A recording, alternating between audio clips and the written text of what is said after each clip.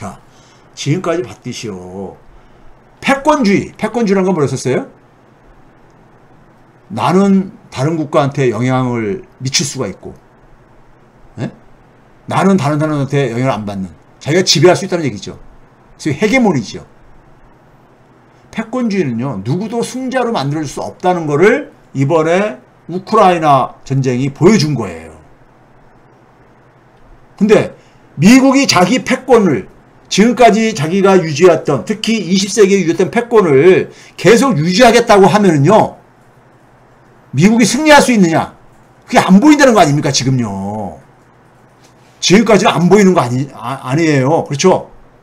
미국이 그거를 고집하면 고집할수록, 유럽이 미국 뒤에 숨어가지고 같이 그러니까 거기에 편승해서 하면 할수록, 어떻게 되냐? 세계는 늪으로 빠져들어간다, 입니다. 근데 여기에 누구도 승자가 없다, 이거예요. 제가 그래서 마이너스 썸 게임이라고 표현한 겁니다. 즉, 다 같이 공멸할 것이냐, 다 같이 그러니까는 공존을 할 것이냐, 선택의 기로. 지금 제가 그랬잖아요. 문명이, 경제 생태계도 문명 전환해서 봐야 된다 했잖아요. 마찬가지입니다. 국제 질서도 지금 근본적인 대변환이 일어나고 있는 거예요. 패권주의가 막을 내린 거예요. 패권주의가. 예? 미국이 러시아를 이번에 제압을 못하면서 중국은 제압할 수 있을 것 같아요? 중국을 완전히 포위해가지고 인도태평양 포위를 한다고 해서 중국이 그러면 호락호락 그냥 거기에 그냥 해가지고 아 미국 말 잘 들을게 이럴 것 같냐고요. 미국이 만든 질서에 그러니까 거기에 수용을 하면서 갈 것 같냐고요. 예? 이건 뭘 의미하는 겁니까? 같이 공존을 하려면은 서로가 협력을 해야 되는 거예요. 새로운 국제 질서를 지금 요구하는 겁니다. 예? 그렇죠? 지금 상황이 그래요. 현실이요. 지금 뭐 그러니까 중국이나 러시아 편을 드는 게 아니라 사회가 그렇게 변했다 이겁니다. 코로나 이후, 소위 우리가 BCAC를 얘기했잖아요. 코로나 이후 시대가 인류사에 던지는 과제가 뭐였었습니까? 우리 다시 한번 생각해 보자고요. 코로나 바이러스가 그러니까는 우리가 감염병이 확산되면서 그게 우리가 그 원인이 뭐라했습니까? 자연과 인간의 공존 실패에 따라서 발생한 거라 했잖아요. 동물들의 그러니까는 이 서식처를 파괴한 결과로 동물들이 인간으로 살 곳을 그러니까 동물의 서식하던 바이러스들이 인간의 몸으로 들어오면서 생긴 거라고 전문가들이 얘기를 하잖아요. 그 결과로 생태계가 와해되면서 발생한 경제적인 충격을 우리가 겪었잖아요. 제가 그래서 그걸 생태계 와해형 충격이라고 하는 겁니다. 이건 경제적인 거나 과거의 금융위기가 만드는 충격보다 더 심한 거예요. 생태계가 와해가 되는 거기 때문에.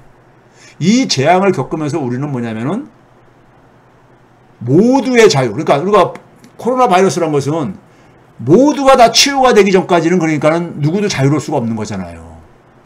모두가 자유로워야 된다는. 그래서 연대에 기초해서 모두의 자유가 해법임을 우리가 자각을 하고 문재인 대통령이 이거를 그러니까 가면서 우리가 코로나 상황 속에서 굉장히 세계에 그러니까 주역으로 이렇게 떠올랐던 거 아니겠습니까? 방향을 제시했으니까. 그런데 미국의 트럼프식 패권은 뭡니까? 미국 제일주의, 미국 우선주의잖아요.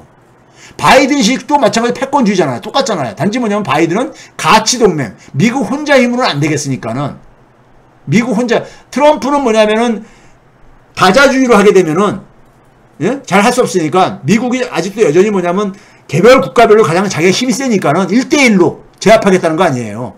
예?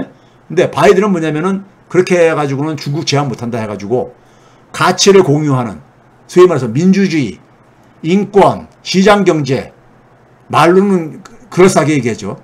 가치동맹을 만들어서 자기들 패권을 짓겠다는 얘기죠. 뭐 해가지고 결국 목적은 뭐예요? 미국의 패권 강화를 하겠다는 거지 아닙니까?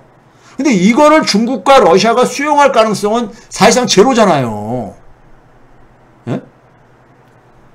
왜 국제 규칙을 미국이 정하냐 이거잖아요. 미국은 뭐냐면 중국이 정하는 거 용납할 수 없다는 거고 그런 거잖아요.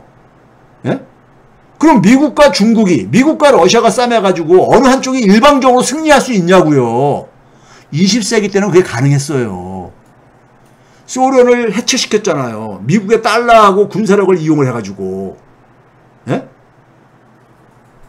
그게 미국의 전성기에 금융화에 어쨌든 간에 그 하나의 성과물입니다. 레이건이 소련과 군비 경쟁을 통해 가지고 그랬잖아요. 소련의 체제적인 문제도 있었지만은. 그러면서 지금 뭘 하고 있는 거예요? 미국이 하고 있는 건, 바이든이 하고 있는 건 중국과 러시아는 배제하겠다는 거잖아요. 배제하고 새로운 공급망을 구축하겠다는 거 아닙니까? 새로운 생태계를 구축하겠다는 거잖아요. 지금 중국과 러시아가 엄청나게 지금 세계 경제의 한 일부가 돼 있는데 왼팔 오른팔 자르고서는 사람 몸이 제대로 이게 그러니까는 사람 몸이 이게 그 사람의 모습을 가질 수가 있겠냐고요. 팔 다리 하나씩 자르고서는요. 이게 바로 뭡니까요? 자, 우리 중국과 러시아 빼자 했을 때 세계 200개 넘는 국가들이 그래 네 말대로 할게 하면서 중국과 러시아 왕따시키고 다 미국 편에 서가지고 이렇게 동참할 수 있겠냐고요. 그거 안 된다는 거 지금 우리가 겪고 있잖아요. 예? 중동에 그러니까는 전통적인 미국의 우방 국가인 사우디아라비아라든가 이 아랍에미리트조차도 그러니까 안 하고 있잖아요. 예? 이거를 그러니까 중국하고 러시아가 세계 경제에서 차지하는 의미들이 있는데 이거를 인위적으로 잘라버리고서는 새로 만들겠다는 것은 이거야말로 생태계 와해, 인위적인 생태계 와해형이죠. 그러다 보니까 지금 이렇게 우리가 고통을 겪고 있는 거예요. 전 세계가.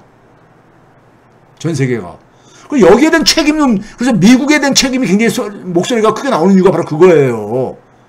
지금 이 상황을 만든 데는 미국이 굉장히 큰 책임이 있다 이거예요. 러시아만 책임이 있는 게 아니라 미국도 책임이 있다 이거예요. 젤렌스키도 책임이 있고요. 예? 그렇죠? 미국이 지금 중국과 러시아를 악마화시키는 거잖아요. 예? 왜 악마로 규정했습니까? 자기가 만든 규칙을 그러니까는 거부하고 따르지 않기 때문에. 자기가 만든 질서를, 자기가 만든 규칙을 안 지키려고 안 지키겠다고 하니까는 그걸 악마로 규정하는 거잖아요. 그런데 중국은 그러잖아요. 왜 미국이 그러니까는 지킨 질서를 규칙을 내가 따라야 되느냐? 그게 그러니까 합리적인 것도 아닌데 뭐 이러는 거 아니에요. 미국의 패권 추구 아니냐? 이런 거잖아요. 그러니까 우크라이나 전쟁이 근데 어떤 역사적인 사건이냐면요. 미국이 군사력과 달러를 동시에 사용을 해가지고 이거 동시에 사용했을 때 소련 체제까지도 붕괴시켰었어요. 1980년대에는. 근데 이게 그러니까 이번에 미국의 군사력과 달러를 다 동원했잖아요. 군사력은 물론 간접적으로 먹겠지만은. 근데 또 승리하지 못한 첫 번째 사례가 될 겁니다. 역사적인 사례가요. 그러다 보니까 얄밉지만 푸틴이 그렇게 한 거예요. 패권주의가 다 종언, 막을 내렸다. 미국 주도의 세계 질서가, 일극 질서가 종언 끝난 거다. 이렇게 얘기한 게 그런 의미인 거예요. 푸틴이 영악하거든요. 예? 그런데 전쟁을 계속 지속하겠대. 전쟁을 지속하면요. 인플레 그만큼 그러니까 낮추는 거 쉽지 않잖아요. 전쟁이 종식돼야지 빨리 그러니까 식량이라든가 아니면 그 다음에 석유 가격이 좀 안정될 게 아닙니까? 그래서 인플레율도 좀 떨어질 게 아닙니까? 전쟁이 지속되면은 인플레율이 계속해서 그러니까는 장기간 그러니까 우리가 높은 율을 지속할 가능성이 있잖아요. 그러면 그거를 목표치까지 끌어내리려면은 금리를 많이 올려야 될 게 아닙니까? 계속해서요. 그럼 앞에서 얘기했듯이 자산시장 방어할 수 있냐고요. 경기 침체 방어할 수 있냐고요. 예? 세계가, 우리나라는 지금부터 이제 심해지고 있죠. 미국이 저렇게 돼버리게 되면, 아까 뭐랬었어요? 미국과 세계 경제는 하나의 공동 운명체가 돼버렸다. 좋든 싫든 간에. 그럼 세계는 늪으로 빠져들어가는 거죠, 뭐. 늪으로 빠져들어가는 겁니다. 거기다가 뭡니까? 달러가 이제 더 이상 그러니까, 달러를 동원할 수도 없잖아. 앞에서 얘기했듯이요. 그럼 미국도 별 수 없네? 예? 이렇게 되면 어떻게 됩니까? 더군다나 중국과 러시아는 이제 달러 사용하는 거 중국과 러시아만이 아니라 했잖아요, 제가요. 각 지역별로 지금 그러니까는 독자적인 통화 시스템들을 만들고 있다 그랬잖아요. 남미, 중동, 아프리카 이런 데서요. 달러에 대한 신뢰이기. 예? 미국이 스위프트라는 이건 세계 국제 공공재잖아요, 사실은요. 달러 결제망은. 달러한테 굉장한 혜택을 주고, 달러를 기축통화로 하는 건 굉장히 큰 혜택을 준 거잖아요. 근데 달러 결제망에서 빼겠다. 자기 말 안 듣는 애들은. 그러면 그 나라들은 모르겠을 달러 그러면 안 쓸래. 이게 당연한 거잖아요. 예? 달러가 신뢰를 잃어버리게 되면은, 근데 그 대안은 없어. 그럼 이거 무질서죠. 무질서입니다. 세계 금융과 통화에 무질서 시대가 들어가는 거예요. 자, 누가 나서야 하는가? 이 공멸의 길을 피하는. 지금 뭐냐면은 패권주의 포로가 된 미국과 러시아, 미국과 중국은 당사국들이란 말이에요. 서로가 패권을 추구하는 나라들이잖아요. 타협을 하기 쉽지 않죠. 자기들 자존심도 있고 그러니까. 타협을 선택하더라도 상당한 대가를 지불한 후에나 할 수 없이 움직일 겁니다. 결국 뭐냐면은 미국과 서방, 그 다음에 중국과 러시아, 이 대치 국면에서, 소위 신냉전 국면에서 중간에서 자기 편이 될 것을 강요받는 국가들이 나서야 하는 거죠. 왜? 고래등 싸움에 고래 싸움에 새우등 터진다고 말이 있듯이요. 그러니까요. 예? 살려면은. 근데 인도는 지금 상황을 즐기는 느낌이야. 오히려 인도네시아가 나서고 있죠. 인도네시아가 올해 11월 달에 G20 정상회담의 의장 국가입니다. 인도네시아가 지금 뭐냐면 젤렌스키 우크라이나 방문해가지고, 예? 그리고 러시아도 방문하겠다 그러잖아요. 근데 인도네시아가 인구는 많은 나라지만은 이런 거를 중재할 만한 소프트 파워는 없는 나라잖아요. 한국이 가장 적합한 나라예요. 근데 윤석열 정부 기대하기 어렵죠. 자,